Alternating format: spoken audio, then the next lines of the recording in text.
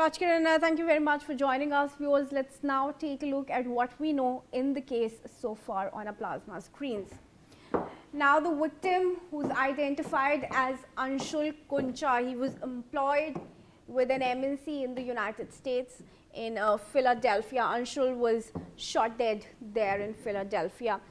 He was working part-time as a pizza delivery executive in the United States on the weekends.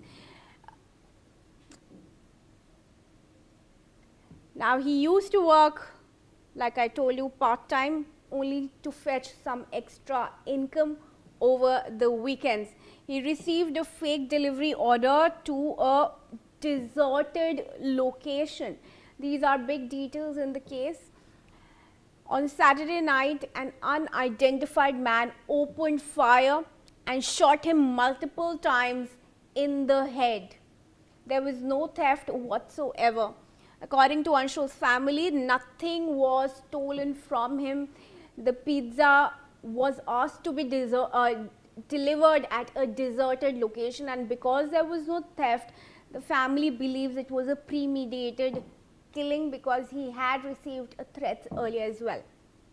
Now, as per reports, two masked gunmen carrying backpacks were seen in the area, during which his chain, phone and cash were stolen.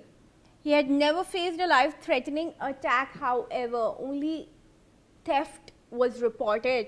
He completed his B.Tech in Hyderabad and moved to the US to pursue a master's degree. Upon completing his studies, he secured a job with KWC company, and Anshul's sister Tanvi is now alleging that the pizza delivery was a trap meant to kill him on that fateful night. He was told to deliver pizza in an abandoned area, but later learned it was a decoy. That's what Anshul's sister Tanvi is telling media. Now, the family is claiming there was no one there. It was a trap meant solely to kill Anshul. We do not know what they gained or what their intentions were. That's what the helpless, grieving family now claims. They took my brother and killed him. Tanvi's statement there to the officials and to the media.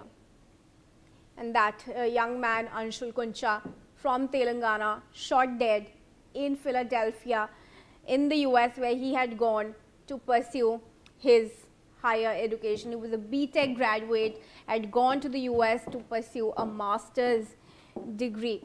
In fact, I want to now bring in former diplomat Ambassador K.P. Fabia in this conversation. Ambassador, thank you very much for joining us. We've seen several such incidents where students from India who go to the United States are killed in different manners. You know, Anshul has been shot dead. Earlier as well, we had incidents where students were either found dead or there was some kind of fatal incident involving some goons or miscreants.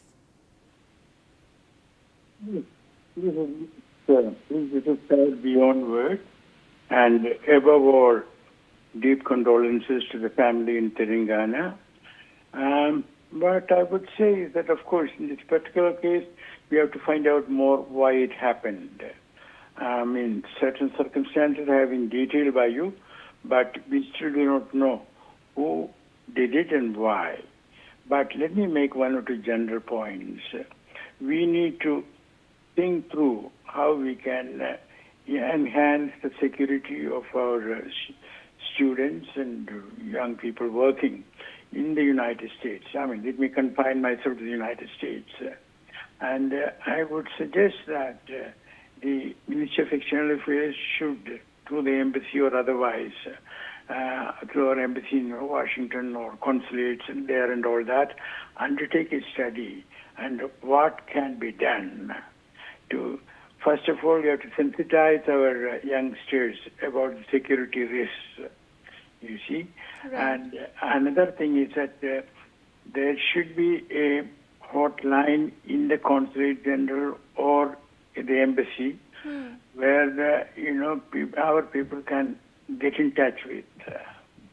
And also, we should tell our students or youngsters, to keep in touch with each other because, this sort of pizza delivery to a location which was sort of, isolated, abandoned, or, sort of artificially,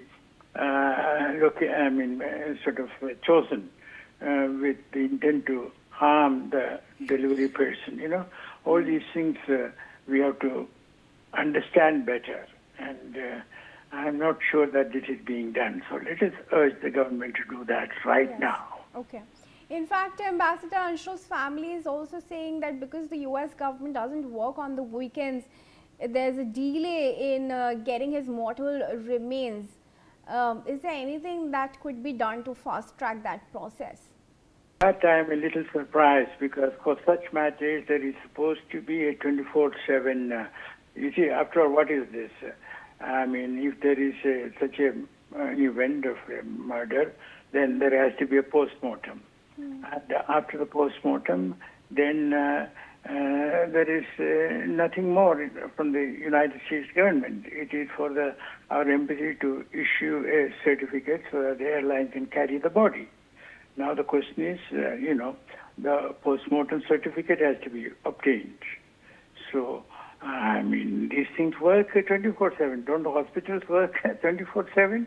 And the police works 24/7. So I don't accept the argument that because it is Sunday, things should get delayed at all. And when I was Joint Secretary in External Affairs, I was Joint Secretary Gulf.